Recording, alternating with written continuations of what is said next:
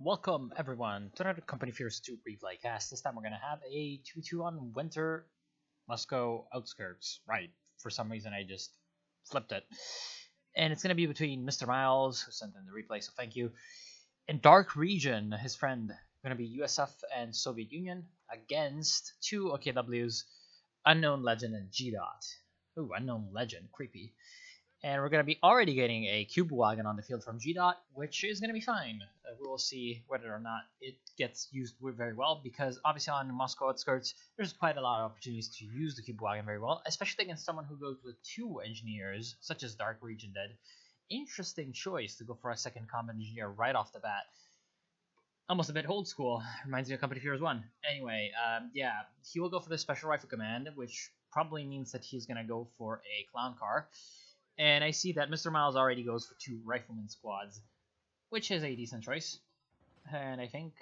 Okay, so basically what's going to happen is I think Mr. Miles is going to be trying to provide the infantry backbone for the team. However, initially the G-Dot Storm Pioneers already managing to get into the cutoff house, right at the cutoff, obviously because it's the cutoff house, pushing away the combat engineers, which is going to be a problem because right now the allies are going to need a source of fuel. And this one on the right side of the map, it's a long ways away for Mr. Miles to actually go and cap, and right now he has his path blocked by some Volkskrieger right into the church, and they managed to capture the church, and that's going to be very hard to deal with as an American player because he's going to lack the flamethrower that Dark Region is going to have on his combat engineers. We already see a Penal Battalion coming up along following the M3A1 Scout Car, M3A1, which is going to be fairly useful against the Storm Pioneers on its own at long range. However, to really deal with other types of units, he's going to need to have a flamethrower engineer to go along with them, or maybe even a flamethrower penal. I do prefer the engineers because there's only 4 spaces in the car for people to actually shoot out of. So having the 6-man squad inside is a bit of a reduction of firepower. And plus, if you get damaged with an engineer inside your clown car, you can always just hop out and repair. Whereas with the penals, it's just, you have to go and find an engineer. Right now, obviously, these Storm Pioneers have to kind of retreat because they're taking way too much fire from the 50 cal machine gun. In case in point, no engineer. He's going to have to find one. Right now, he's getting flanked by 2. Oh, he goes down. So that's very interesting. Volkskrieger's very good play from G-Dot, managing to flank the scout car and getting the kill shot on it. That was incredibly unexpected, actually.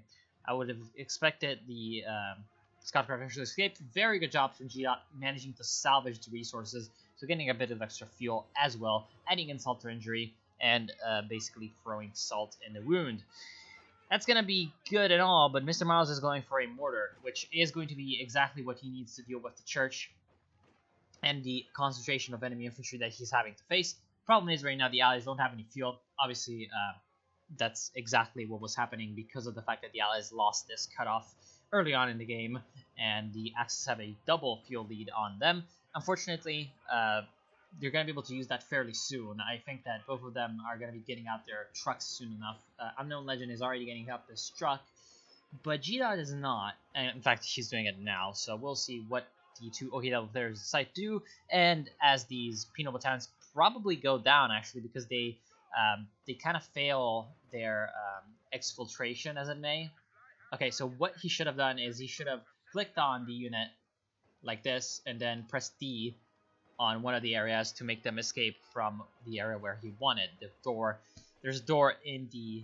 Oh, never mind. Very good reinforced steel barricade by, I believe, G-Dot, actually preventing the penals from exiting this side in case they didn't want to get stuck, which would have happened. So that was actually a very nice play from G-Dot, managing to bar an enemy's escape route with clever use of barbed wire. And right now, we do see that these penals are going to be throwing a satchel charge, so essentially doing the same, and hopefully will be in this area, but unfortunately, animation got a little delayed. So there goes the cutoff house, which is actually quite unfortunate for the Soviet player, Dark Region, because he's going to be lacking that defensive position later on in the game if he's going to be needing to actually defend the cutoff again once he actually captures it. Very good job by Mr. Miles in the meantime, managing to capture the right side of the map with a stray rear echelon troop.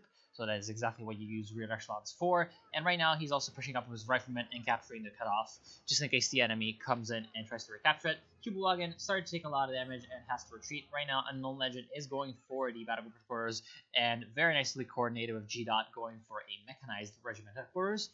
We will see if the mechanized regiment headquarters actually goes for any light vehicles early on. He doesn't have the fuel yet, but in about a minute he will have enough fuel for Luke's.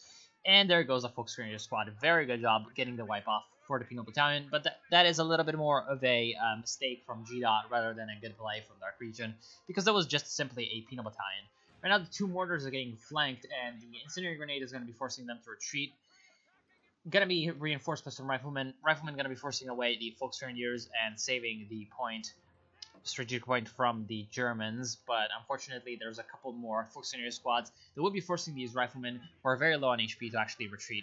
And also on the right side, Cubewagon forcing the rear echelons to retreat and managing to catch the point at the same time will bring back the lead in terms of fuel for the Germans. Cubewagon getting caught out. Few rounds from the SVT-40s of these Penal Battalions going right into the rear armor of the Cubewagon, doing a little bit of damage, but here comes the Volksgrenadiers to assist, and they will probably be able to repel these poor Penals. Penals, they have two boys in company, 3 Penal Battalions on the field, and that's going to be a decent force against enemy infantry, but really the problem is, if G-Dot goes for a vehicle, right now Dark Region has absolutely no way to counter it, and he doesn't even have a tier 2, which is definitely a mistake in my opinion, because when you're going for the Penal Battalions, especially when you have no conscripts to back them up with anti-tank grenades, you really need some AT gun support to back them up, because otherwise you're just going to get demolished by a light vehicle, especially against someone like an OKW player. Against a Wehrmacht player, you may face a 222 scout car, but if the 222 scout car is not aggressive enough, then you can deal with it pretty easily. Despite the lack of anti-tank guns, you can just use some anti-tank grenades as a sort of deterrence, and you can use that. But with this sort of setup, an OKW player can really, really ruin your day with a Luke's. And Luke's, in fact, is coming out for G-Dot. That is exactly the correct play, and I think that it's going to do a lot of damage if it's marked correctly. Now, Unknown Legend is also pushing up on the right side of the map. He's managed to capture the VP, which is quite crucial because right now the Axis do have a triple cap going on the Allies. I'll just get the speed up a little bit. Almost going down these Volksgrenadiers, but very lucky to escape from the mortar fire. The two mortars, however, kind of mean that Mr. Miles has taken a little bit of a backseat from aggression and is starting to sort of look into the long game, because the mortars are going to take quite a while to pay off. Obviously, being like 240 apiece, no, 260 apiece, means that those are basically like 520 manpower that he can't use yet in frontline infantry to actually push forward. So he's going to be needing to get the payoff from these mortars in terms of kills, which is going to take quite a while.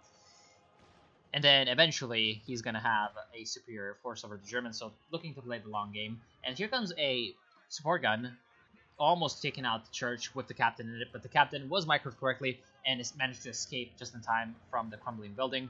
It's in fact still alive, but no, never mind, it's dead. And on the left side, the Lukes is on the field for G-Dot, and he's going to be able to just chase down the Penal Battalions. There's absolutely nothing to that Dark Region can do except use these Guards Riflemen, but the Guards Riflemen are in negative cover, and in negative cover they're going to be taking even much more damage, not just from the autocannon that the Luke sports, but also the machine gun. So machine gun going to be able to deal quite a bit more damage than normal. Thankfully for the guards, they managed to get quite a few shots down on the Lukes, and the Lukes was forced to retreat. Here comes an RGD-33 grenade, almost takes out one of the Volksgrenadier squads, but manages to survive and forces the Guards Riflemen to retreat. Germans just capturing points after points and managing to basically relentlessly push the Allies into the base. Right now, 360 points remain for the Allies, so they really need to get some push together and actually recapture some points. Thankfully, Mr. Miles has managed to recapture one of the victory points, which means that the VP bleed is not going to be quite as bad as before. Here comes the Stuart. It's going to be able to very easily counter the Cubewagon and maybe even the Stryd, but it's walking a little bit too close to the Volksgrenadiers. It's going to take a Panzerfaust, and actually the damaged engine is going to mean that this Stuart is going to be out of action a little bit, which means that essentially Unknown Legend has a little bit more time to get a Reconverter on the field to counter it, which he's not doing, and in my opinion that's a big mistake. He does not have enough munitions for a second Panzerschreck. for his Sturm Pioneers. And anyway, I think that at least one Minesweeper is going to be very important for him. So I think that him going for a second Panzerschreck is not really a good idea in the first place. And just one Panzerschreck is not going to be enough to counter the Stuart, especially if the Stuart starts to get a few levels of veterancy and get its survivability up with those levels of veterancy. We'll see, we'll see. On the left side, it does seem like Dark Region is starting to make a bit of a comeback. Obviously, he has chosen the Guards Motor Coordination Tactics, which is a very solid doctrine that can just provide you with quite a lot of solutions to various problems. First and foremost, obviously, the Guards Rifleman and the T-3485 to counter both early game vehicles and later game vehicles of the Germans, coupled with the Mark vehicle at 8 command points. So right now, the alloys basically need to make sure that they have a bit of a steady income of munitions to actually spam that Mark vehicle quite a lot, which they are doing. As you can see, they have both the munitions points in the center ready. And right now, these penal battalions don't have any munis to actually throw a satchel charge. If they had munis to throw satchel charges, then that would be very devastating to the Lukes. It does look like the munis went into maybe some of these guards. Yeah, this guy went for the DP-28s. So obviously having the DP-28 is going to be very useful, not just against the light vehicles, but also against the German infantry. And here comes a bit of a reversal. The Allies have managed to capture basically all of the points that are of importance on the map. Just a tiny bit of a reaction coming in from the Volksgrenadiers, capturing the munitions point. In fact, even just neutralizing it and not even capturing it for the Germans. Finally, a few Volksgrenadiers from an unknown legend will be able to recapture the fuel point on the right side of the map, which is going to be exactly what the Germans need to continue their lead over the Allies. And right now, these riflemen will be able to very easily deal with this force in the center, and the Germans will have to send in something a little bit stronger. In fact, it looks like the Sturm Pioneers might go down from the rifleman fire, but they decide to actually retreat because they are afraid of the support gun wiping them out, and they're also afraid of the flank coming in from the Sturm Pioneers. Very wisely going to be retreating outside of the line of fire of the Germans, but unfortunately in the process not managing to wipe out that Panzerschreck equipped Sturm Pioneer, and the Stuart moving in very close, exposing his rear armor to the Panzerfaust from the Volksgrenadiers, gonna be taking a lot of damage and a damaged engine. Right now, the Lukes is still alive, 12 kills under its belt, obviously doing a lot of damage, but thankfully, the Guards Motor Coordination Tactics was basically chosen just in time for the Guards Riflemen to come into the field and counter the Lukes, which was basically what saved Dark Region from total annihilation and being pushed into the base relentlessly. I think that really the main reason why these guards are sort of managing to actually counter the Lukes so hard is that this MG34 is not really being used very aggressively. It's basically just been sitting back this entire time. It's only at Vet 1, despite the fact that it's been alive for more than half of the game, I think. So I think that if G-Dot had used the MG a little bit more aggressively to come in after the Lukes and try to cover it a little bit, then he would have had more success with both of these units. However, don't have to underestimate the fact that the Lukes is still doing fairly well for itself. It's at Vet 1, and once it's at Vet 5, it suppresses infantry. So it becomes useful not just when it's essentially just chasing after infantry and trying to wipe them out, but it's also very useful as a sort of fire support unit, essentially putting it at maximum range and using it to suppress enemy infantry as a sort of a mobile MG. So if it manages to stay alive that long, then it's going to be very deadly regardless of what happens. Right now, the Schwer Panzer Headquarters has been built by Unknown Legend, covering the lovely cutoff, so that was a pretty decent pick for a spot of the Schwer Panzer Headquarters. I think that he could have also been a little bit more safe and placed that about over here, which would have made it so that the Allies coming in from the munitions point would have had a bit of a harder stride to actually come into range of the Schwer Panzer Headquarters, and also had a little bit of extra cover from the building. But he decided to not do that, and it's going to be fine because it's also going to provide it with a little bit of extra line of sight over the center of the map, which normally it would not have. And here comes a bit of a push from G-Dot, obviously going to be using his Volksgrenadiers, which are already starting to get a bit of veterancy under their belt. And thankfully for G-Dot, he has managed to keep them all alive, just like Unknown Legend, basically kept all his folks alive. G-Dot, I believe, lost only one squad, which is very, very good. And that's going to pay off later on once essentially he needs units to cap around the map a little bit more. Very nice push coming in from BR equipped rifleman from Mr. Miles. This is exactly what he needs to counter the German infantry. However, he ignores the Sturm Pioneers coming in from the flank, and the fire from their STG-44s is very, very deadly, forces all of them to retreat, and very, very, very nearly avoids wiping out one of these riflemen, which was extremely lucky for Mr. Miles. I think that rifleman should have gone down. A little bit of extra focus fire coming in from the Sturm Pioneers. Just using that right click to focus fire on that one rifleman would have done the trick, I think, for Unknown Legend. A bit of a mismicro, I think, on the the Sturm Pioneers. Luke's managing to get up to Vet 2, but eats a anti-tank rifle grenade and probably a few shots from the Steward as well. There is also a 57mm from Mr. Miles. Obviously, he went for the captain. I didn't think to actually talk about it because obviously there's a Steward, so he's gone for the captain. But obviously the anti-tank gun will be extremely useful once the Sure Panther Quarter starts pumping out some later game vehicles from Unknown Legend. I'm not sure if the allies know about the location of the Sure Panther Quarters. Doesn't look like it from the Fog of War. Of course, could be wrong, but I don't think that they know that there's a Share up, but soon enough they will, and it's better to be prepared regardless of whether they know or not. Soon enough they will, because there are some Obersoldaten on the field for G. Which are obviously going to be extremely useful at countering both the Penal Battalions and the Guards Riflemen, who are doing quite a number on the German infantry forces from G. So he needs some kind of extra counter, and the Obersoldaten are exactly the perfect unit for that, especially as he went for the Special Operations Doctrine, which means that later on he will have access to the Command Panther. So a very, very powerful anti-vehicle unit coupled with those powerful anti-infantry units is going to be very good for him. Now, unfortunately, it doesn't look like these Obersoldaten are going to have to retreat soon enough. There goes a 150mm mortar explosion doing a ton of damage on this squad, forcing them to retreat. And along with the basically infantry push and the Su-76 providing cover for this infantry, might even be able to steal the MG-34, but here comes a incendiary grenade forcing the guards away from that valuable piece of equipment, and also a Raketenwerfer from G. managing to force away the Su-76 assault gun, which basically means that the Luke's is going to have a bit of extra free time to play with the allied infantry, especially on the right side of the map, especially if they can also force away with this 57mm anti-tank gun. However, looks like G. will be focusing on the left side, trying to capture the cutoff point, which is a very good decision, but I think that he should also start to divert a little bit more forces to the right side of the map. Both teams are really starting to play sort of their separate 1v1s on either side of the map, which is sometimes good because it sort of narrows your focus down onto one narrow area, narrow area of the map. And that's useful because obviously it makes you do less mistakes due to mismicro and hard sort of management on two flanks. But it's also not good because sometimes you just lose sight of what's going on the other side of the map, and then maybe you get flanked, maybe your teammate gets demolished by an enemy flank, who knows.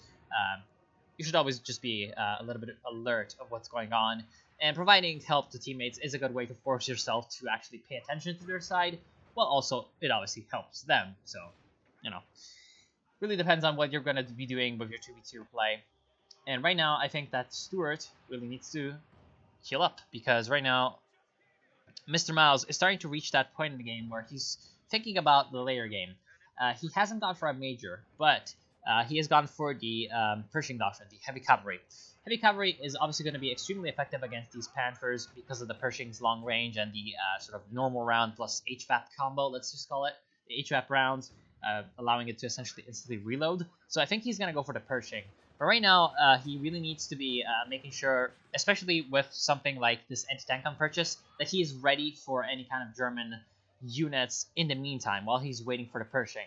So having that extra anti-tank gun, considering that he has 3 rifleman squads of BARs, is extremely important because he needs more AT right now. He only has 1 AT gun and a captain. So, he's actually also gone for the Lieutenant Backtech, which is definitely a good decision if you're going to be going for that Pershing, just to give yourself the extra options like the MG, the 50 cal, and also because the Lieutenant is an extremely effective anti-infantry unit. And right now, he also really needs to avoid losing these riflemen. Here comes an anti-tank grenade, but unfortunately, the Panther was already at a pretty high level of HP, so it didn't really take a lot of damage, nor did it take on engine damage. So it's going to be able to just roam around the map quite freely. Looks like the Axis basically won this last engagement, which means that if they can manage to push up, they can revert this bit of a downward spiral that they've been going on. Right now, they are at 309 VPs, which is not really that good. But thanks to this Panther slash, I guess, Luke's combo that they have going, they can do some pretty interesting stuff. And, a Sturm officer coming in from Unknown Legend. So going for the Breakthrough Doctrine. That means that the Jagdtiger is going to be available later on. what's really interesting is that he went for a Sturm officer, and he went for the doctrine long after it was the time to actually call in the Panzer Fusiliers. And he actually went for a Obersoldaten squad. So interestingly, kind of overlapping with the specialty of the doctrine, which is sort of these cheapish but also extremely powerful infantry that can survive a long time because of their 6 men. I'm not quite sure as to why he did not go for 2 Panzer Fusilier squads instead of, for example, the 2nd Sturm Pioneer and the Obersoldaten.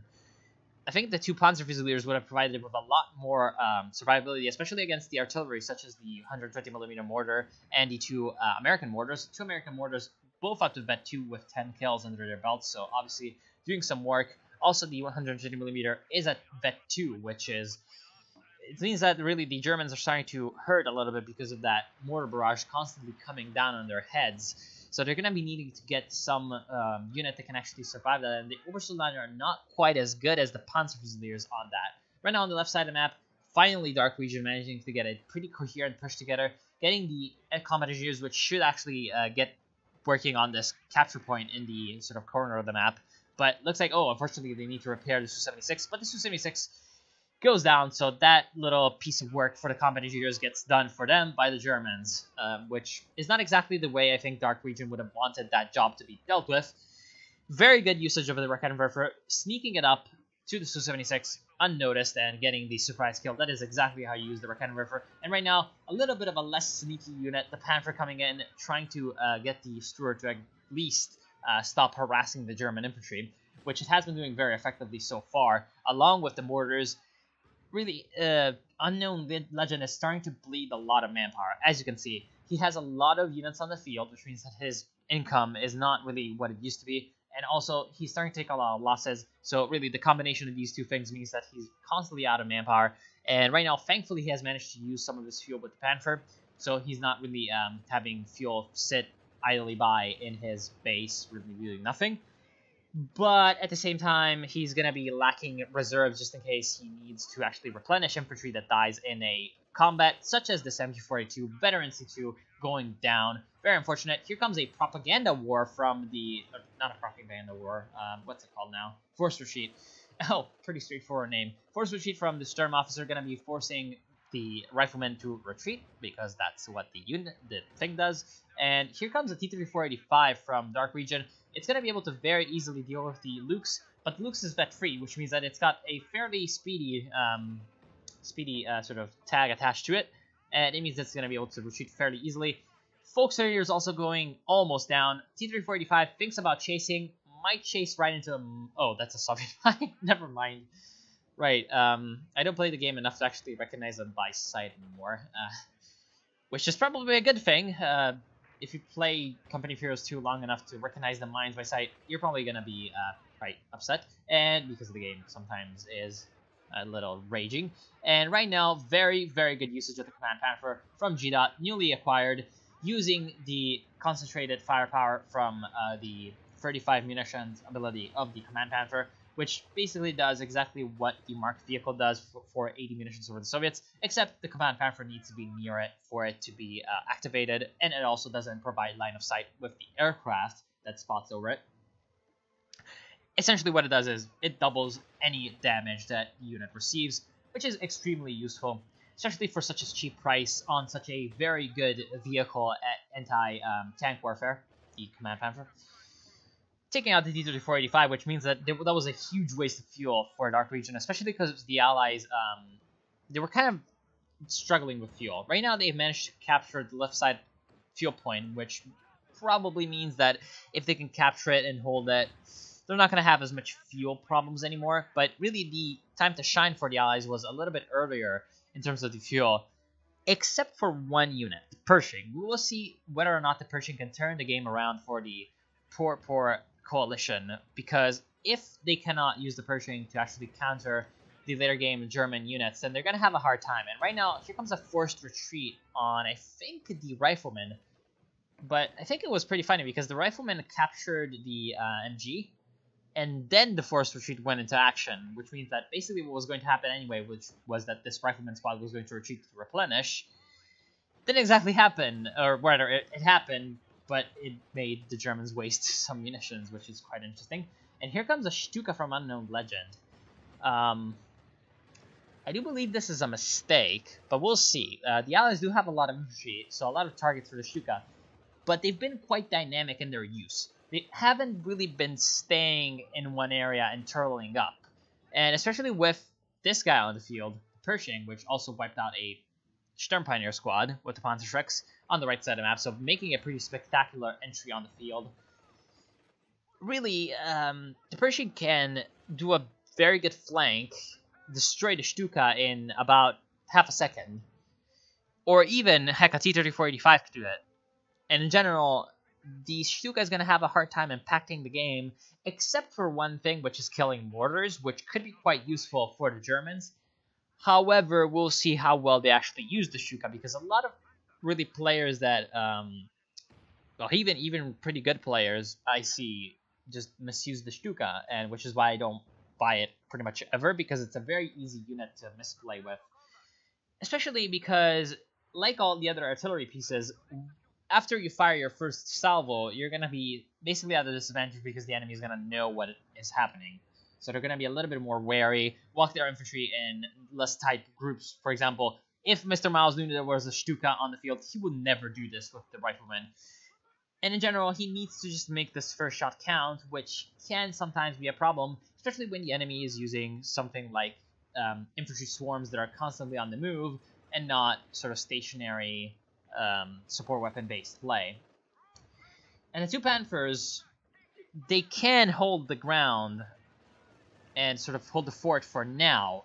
And this is obvious. I think it's going to be pretty obvious for... Oh, very actually good Stuka Barrage, managing to basically predict what was going to happen and tries to do damage basically along the retreat path. Almost gets the Vet-Free Rifleman Squad, which would have been a very, very nice prize for Unknown Legend. But as it is, he did like a little bit of damage, 9 kills, getting Vet 1, which is nice. Vet 1 is obviously pretty good, but at the same time, it's not going to have as much success coming in after this one. So having the barrage to be a little bit less effective, that's not going to be very good for him. Right now on the left side of the map are both the Panther and Luke's. Luke's up to 28 kills, so obviously starting to really get its work done. And it's up to almost Veteran C4, which means that really, once it gets that Vet 5, it's going to be a mobile walking MG. That is, if it lives up to that long, but it does look like Dark Region is saving up for either more T-3485s or going for... No, he's going for T-3485s, which is, in my opinion, a pretty good decision right now, because it's going to support his army composition that he already has quite a bit. Because he has quite a bit of aggressive infantry, the Penals, and the... Guards Riflemen, which are pretty useful in a fire support role, especially with the button vehicle ability once he has a little bit more munitions under his belt. Like right now, 280 munitions, he can use the button vehicle ability on something like the Lukes, then coupled with a marked vehicle, especially if he gets out... Did that unit just melt? Yeah, that Guards Rifleman was just melted away by the Lukes, which got basically half a level of veterancy from it. And the Pershing is still doing a ton of damage to the German infantry, however... It's starting to take a lot of damage, which means that Mr. Miles has been using it a little bit too aggressively. I think of the Pershing, if there's nothing else on the map going on that I can talk about the Pershing, good, I can talk about the Pershing. The thing about the Pershing is really the fact that while it is an extremely powerful tank, it's fast, it's got an excellent gun, it's perfect at dealing with both infantry and vehicles with its gun. Really, the main problem is its armor.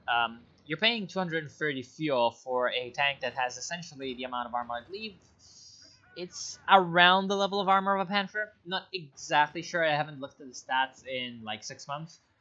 But if I recall correctly, it's got a little bit less armor than Panther. So the Panther, which is a 200 or 185, 175 point fuel vehicle. I think it's 175 if you're Wehrmacht. But 200 if you're OKW. So you're basically spending all those resources on a unit that is really relying on its speediness and its attack power. A bit of a glass cannon slash sort of agile over brute force type of unit. So you're going to be wanting to micro it extremely well, especially not running into any enemy AT guns. because while I can deal with the enemy Panthers quite easily because of the fact that, well, sees Panther, shoots Panther, hits Panther, penetrates Panther. That's pretty much what happens every time with the Pershing and the Panther. So I can deal on equal terms with the Panther, but with the... Oh, this T-3485 is definitely in trouble, needs to run away. Thankfully, there's a road, so it's probably going to be able to escape. Of course, the road can also be used by the Panther chasing it, but it's running right into what's possibly a hornet's nest, so the Panther doesn't really want to chase into enemy territory, because it might be running into something like this TM-35 mine, or something like the Guards Rifleman, which can button it. In fact, the Guards Rifleman might be coming in for a flank to try to button the German vehicles, but they're going to be able to escape with their lives quite easily.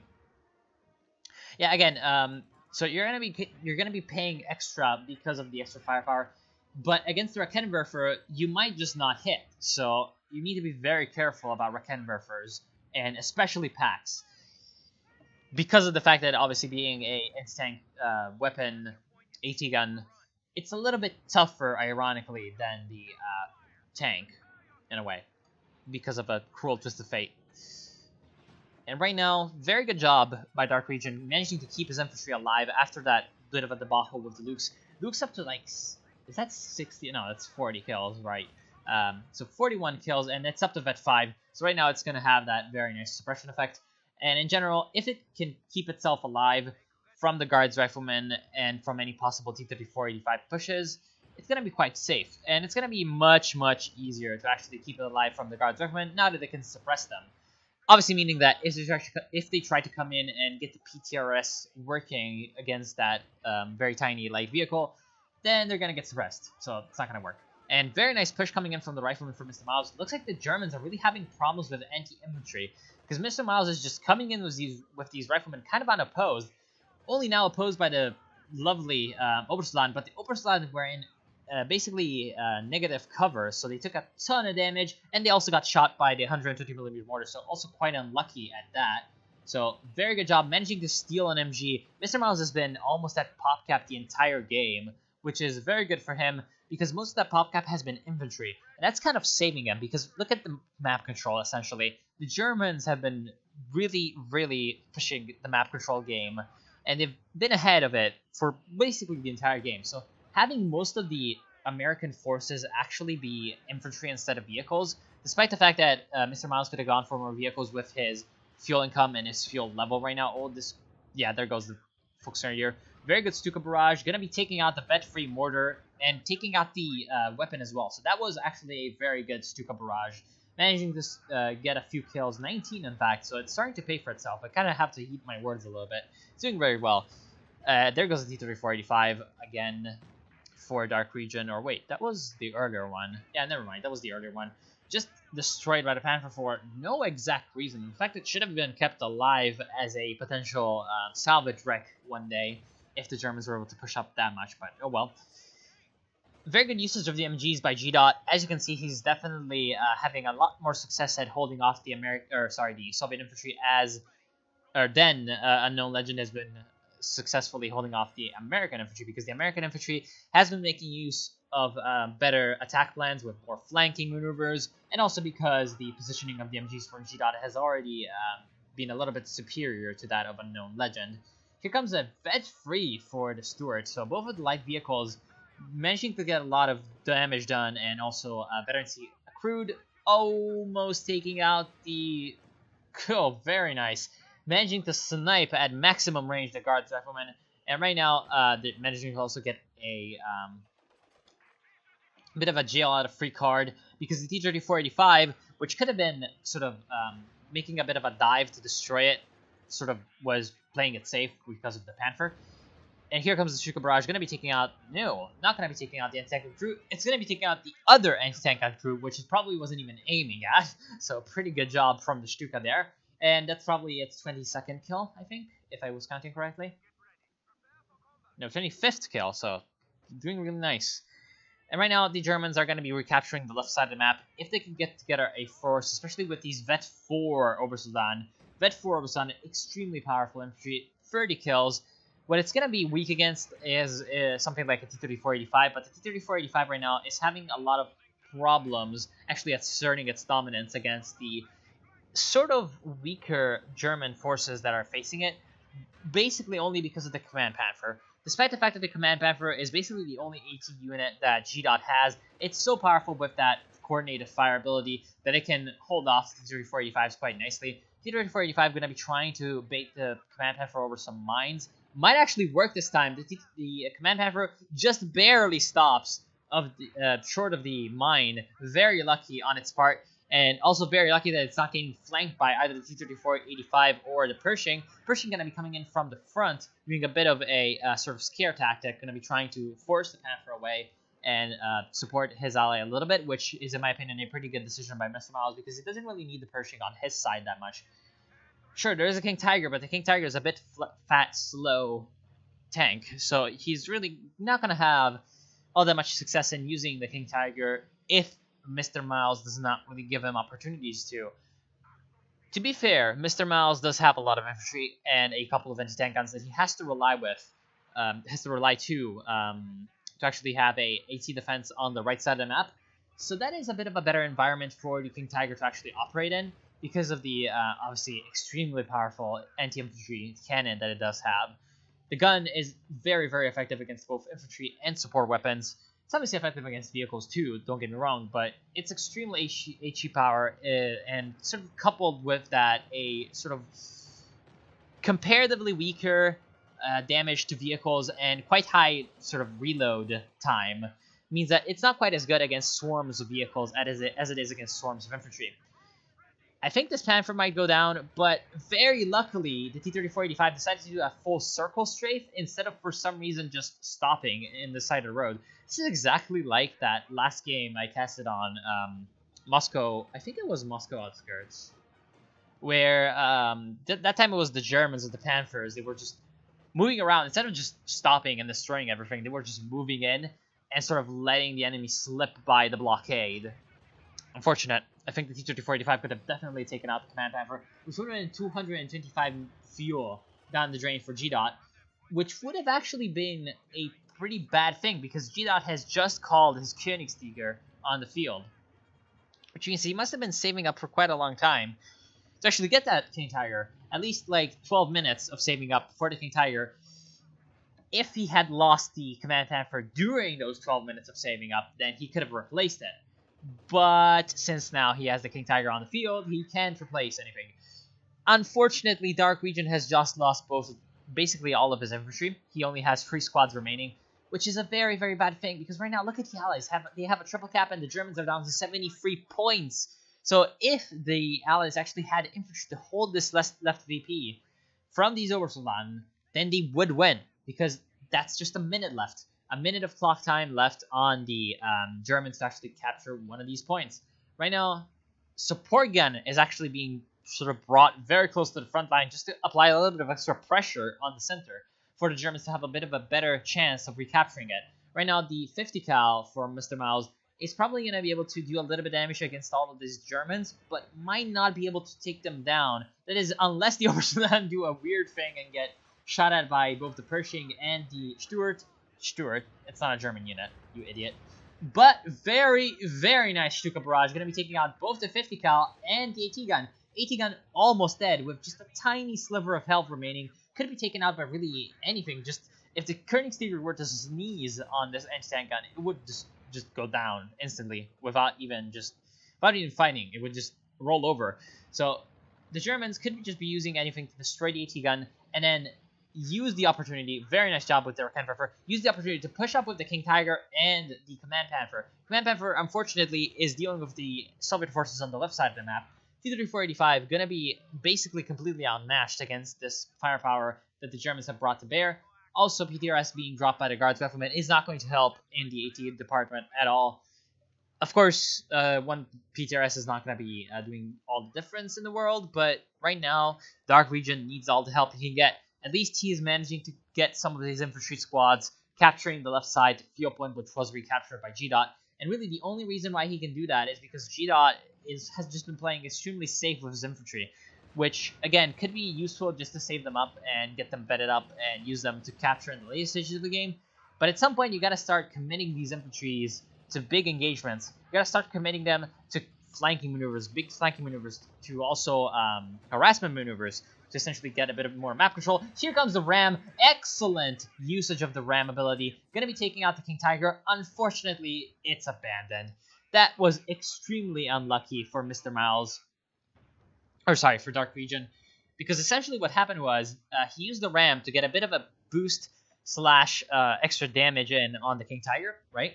So the shot from the T-3485 while he was ramming took out the King Tiger and made it abandoned. And at that time, I saw the crit pop up, the sort of temporary damage engine. Oh, there goes a squad. You don't put infantry in wooden buildings when there's a King Tiger around. That thing's 88mm can take out and shred buildings like nothing. It can even shred stone buildings. So, just even majorly so, not don't put infantry in wooden buildings. But yeah, essentially, I saw that a split second after the King Tiger went down, or got abandoned, there was a bit of an engine crit on the T-3485, which means that essentially the abandoned King Tiger was not a valid target for the actual Ram damage anymore. So the Ram stopped, it got killed by other things, and it didn't deliver the last bit of damage needed to actually destroy the King Tiger, which was extremely, extremely unlucky for Dark Region, because this King Tiger is going to be used once again against the Allies, especially going to be very useful against Mr. Miles, because all of his infantry squads are still alive, even the Lieutenant, and right now, the Stuka has been dealing with the support weapons extremely effectively, up to 38 kills. Very good job from the infantry, however. Going to be coming in, not stealing the Panzerschreck because they're out of weapon slots. Very interesting. And they're going to be forcing away the Panther because of the anti-tank rifle grenades and also capturing the center of the map. Right now, the Allies need just 30...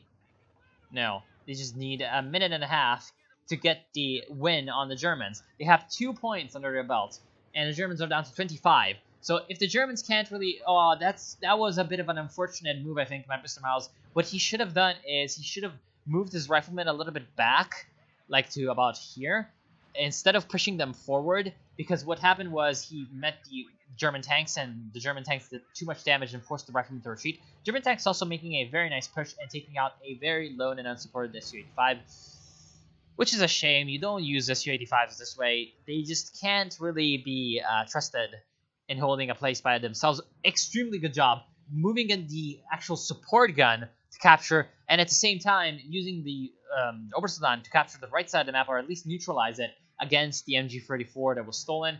Also very good job of Mr. Miles using the MG34 to sort of hold the right side of the map against any kind of incursions like that, because if that MG had not been there, then the Germans would have been able to actually completely capture it. Very good job also with the Stuart crew. He needed to repair. He needed to capture the point. So he just went in and dismounted on the point. This is one of my favorite things to do for the Americans. And just one of the reasons why the Americans sometimes are just so versatile with their vehicle crews. You need to repair your tank. You also need to capture a point. So you repair while capturing a point. Excellent job by Mr. Miles. Just maximizing the effectiveness of his time and getting the maximum efficiency out of it is exactly what you want to be doing in these sort of tense late-game situations.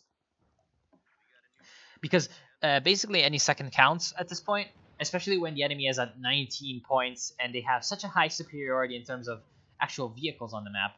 And there's a new Pershing on the field. I'm not sure what happened to the old one. Well, I know what happened to it, but I'm not sure quite how. I was probably rambling about T-3485s and King Tigers. And Stuka Barrage almost takes out the vet-free 120mm mortar. Su-85 going to be coming in and sort of taking some pot shots at the King Tiger, but it's going to have to desist and retreat. Stuart very bravely using the Shell Shock ability and getting the vision block damage crit on the King Tiger, which means that it's not going to really be able to see anything nor shoot at anything. Vision block is repaired, and it's basically tracking targets, but it's really not firing. Only finally fires. That saved the lives of a lot of Americans, and it also probably saved the life of the Stuart. But at the same time, the Pershing, which is now Vet 0, took a lot of damage from the now Vet 2 Panther from Unknown Legend. Here comes the Vet 5 Lukes, which is up to 50 kills, which is actually ridiculous for a Lukes. And it's also going to be able to very, very easily destroy these riflemen. There goes the Stuart. Poor Stuart going to be going down to the fire of the Panthers. Panthers also taking fire from these riflemen. And here comes a flank from the Su-85 and the Soviet infantry, but the Su-85 is going to be forced to retreat. Panther going to be essentially doing some maneuvering to try and get into the rear of the Pershing. Looked like it was actually going for the Su-85, but then decided to change idea. It could have chased down the Pershing and killed it. I think it would have been worth it for the Axis, at least for what they knew. They don't know that Mr. Miles has 210 fuel under his belt, so he could probably very easily bring in another Pershing. But for what they knew, I think that if I was in the shoes of the Axis, I would have pursued and gone in to actually destroy the Pershing, because right now it's going to be repaired, and the Allies have time to repair their vehicles. 194 points under their belt. So they really have the time and probably the resources as well in terms of actual just repair power, with the Americans being able to repair themselves. Oh, right, it's the Pershing, so he does not actually have the repair crew, and the Stuart just went down. So the bet-free crew of the Stuart is down. So no, never mind. Eating my words, the rear echelon troops are going to have to repair the Pershing, and the rear echelon troops are very bad at repairing. So, Pershing is actually going to be off the field for quite a long time. Kind of accidentally, the Germans made a very good move then. Right now, the King Tiger is getting chased down by the American infantry. I would not be chasing with infantry against the King Tiger, especially when there's this Vet 5 Lukes in fire support mode, just mowing down the American infantry and suppressing them with its sort of deadly fire.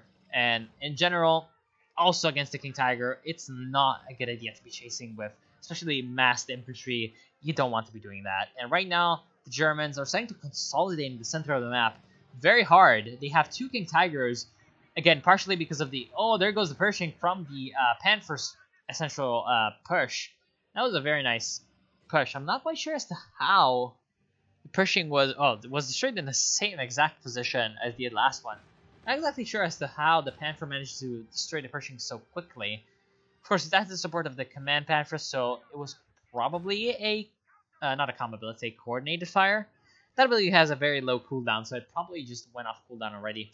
On the right side, again, the MG proving its worth, pinning down these Volksgrenadiers before they can get the point under the favor of the Germans, and that would have been a disaster for the Allies, because that would have meant 3 minutes of time left on the clock for them, which would have been a disaster, because right now Mr. Miles needs a little bit of extra time, about a minute, to get his infantry reinforced and to get a Pershing on the field. He's very smartly not reinforcing his infantry. However, he should be paying attention to what's happening to the base. There's a couple of flares coming in from G-Dot with the artillery flares, nicely comboing it along with the Stuka available to his teammate. Unfortunately, Unknown Legend has already used the Stuka, so he's not really going to be using it.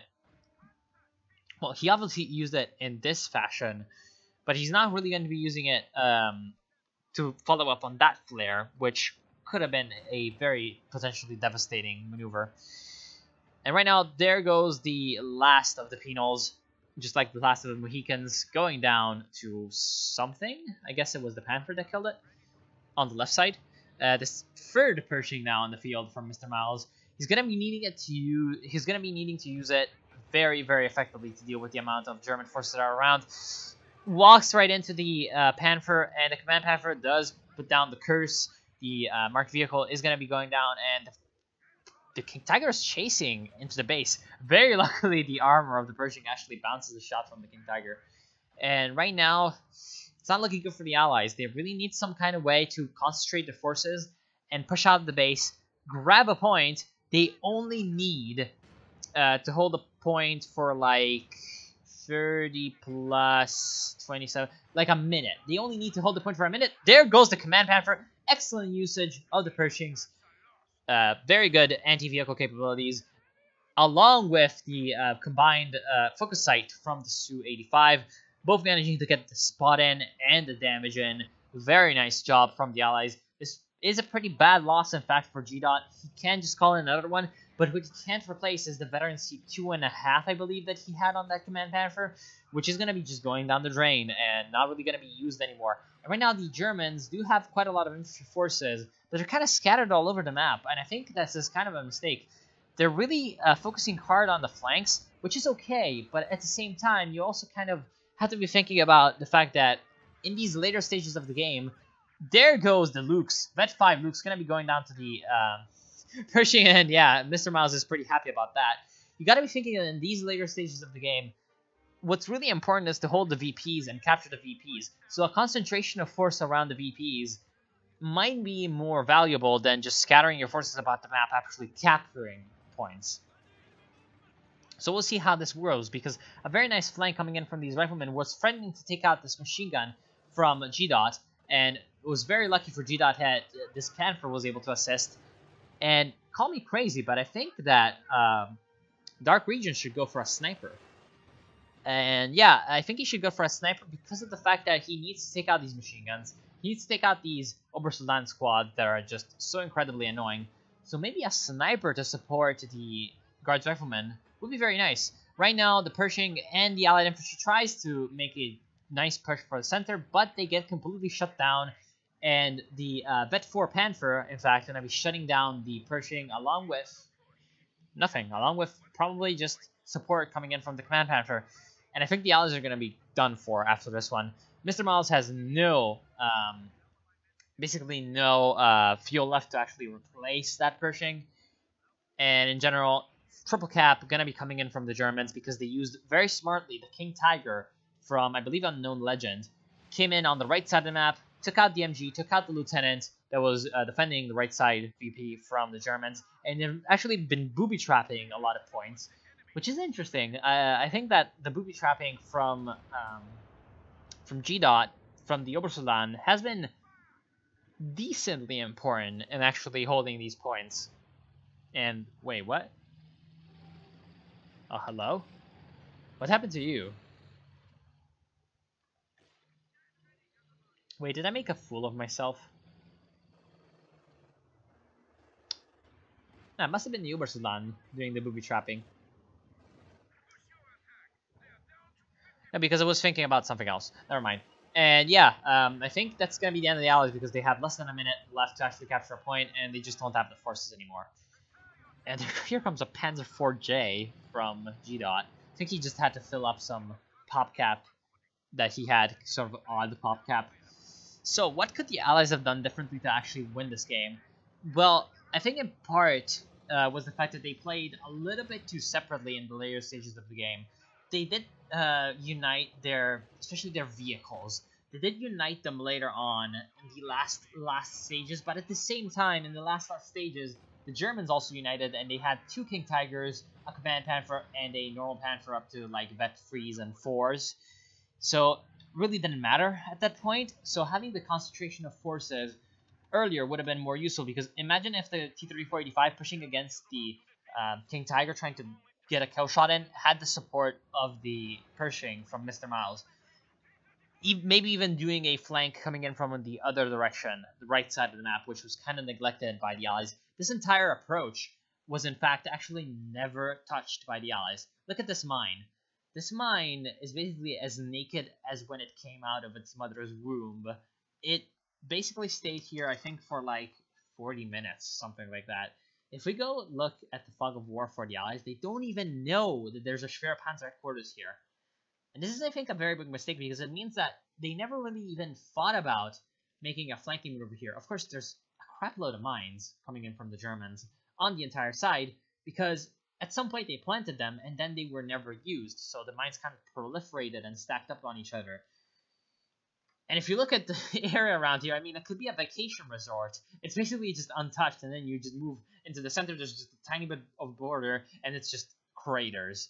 So what I think that the Allies could have done is diversify their attack sort of patterns a little bit more. Instead of coming in always from the church area into the center, and from the left side cutoff area into the munitions point, instead of doing that, with occasional flankings around the VP and fuel on the left and right side of the map, I just said left, they could have decided to go for a more concentrated push. Obviously, with Minesweeper support against the Schwerpanzer quarters, they could have decided to do some more aggressive recon with their sort of less valuable units, especially Mr. Miles with the rear echelon troops. He could have just sent them in every once in a while just to see what was going on around here, just in case. And then what could have happened also was that they could have combined that with a little bit more coordination and actual pushing to get a little bit of extra damage done on the Germans early on, because what you really need to be doing is you need to be destroying the Germans, or at least severely damaging them, before they can reach that critical mass of their vehicles. Just like what happened in this game, they just had 2 King Tigers, a Panther, and a Command Panther, which is ridiculous. It's like, already in cost, you have to be thinking about the cost. It's like something like 700 something fuel for the 2 King Tigers, plus the 425 fuel for the 2 Panthers. That's like already 1,200 fuel, which, to be fair, obviously the Allies also spent a lot of fuel, because, again, Dark Region went for like 2 Su-85s, I think, overall. If we look at the Su-85s, he went for 2 and he lost 1. He went for 4 T-34-85s. So if you add that up, you have obviously 135 for each T-34-85, so it's 120 plus 400, so 520. Then the Su-85s are like 130. Yeah, so 260 for those. You have like 780 something. So that's also expensive. Plus, if you combine it with 3 Pershings, that's 690 fuel. You can see that the Allies also spent a lot of fuel, but what happened was that the 3 Pershings all came in at different times, obviously because you can only have 1 Pershing around at a time. It's extremely powerful when it comes in the field, because it's that one big unit that you can use it to great effect. It's going to be better than basically any of the German units one-on-one, but once the Germans get a lot of units, basically, that are almost as powerful as the Pershing, but you get 2 or 3 of them on the field at once, unless you can combine your forces earlier with your ally, then you're going to have problems. Especially also if your ally is losing tons of T-34-85s like Dark Region did. So what I would really say is a little bit more unit preservation from Dark Region, perhaps even a little bit of extra defense against something like an early Lukes. So a tier 2 obviously would have been extremely useful for him in any of these stages of the game, because if instead of just having to spend his manpower on guards, riflemen, he could have had the option of going for some AT guns and some Maxims, then he would have not only been able to actually sort of hold off the Lukes a little bit better, he would have also used the Maxims to hold a little bit more territory under his belt. So having a little bit of a more solid control over the cutoff, a little bit more solid control over the left side VP and fuel point, and also a little bit of extra control over the center that could have helped out his teammate as well. And for Mr. Miles, I think, in general, while his infantry play was pretty good, I think that his support weapon play could have used a little bit of extra attention, because of the fact that, well, while he used them well, like the mortars got a lot of kills, the machine guns were always positioned in very good locations, always overwatching exactly the sort of position that they needed to be watching over at any particular time. Comes to mind especially the 2 victory points at various points of the game that were just completely shut down and closed by the American MGs. Still, also the AT guns did quite a bit of work in repelling the German vehicles a little bit early on. He could have paid a little bit of extra attention to them once the Stuka rounds really started falling, and that really, really hurt him in the long run, because what really happened on the right side was that these Pershings, look at where they died. They died quite heavily sort of behind the Allied lines. The Allied lines in most of the game were about at this sort of juncture, where the tree line meets these shacks over here, and then on the right side, it was about at this area. So it was definitely in Allied lines. So what happened really was that the Germans were able to dive in basically unpunished. And if there had been the 2 AT guns still alive, if they had been microed a little bit better against the Stuka fire, then that dive would have been probably impossible, and these Pershings would have had a bit of a safer retreat. Even the Stuart, which was later on killed at about this location. I don't exactly remember where. But yeah, I want to thank you for watching. I hope you've enjoyed the cast. I hope you learned something. It was an excellent game. Tell me in the comments what you think these 2 teams could have done better or worse. Tell me what you think I could have done better or worse, I guess, if you so desire. And I'll see you soon.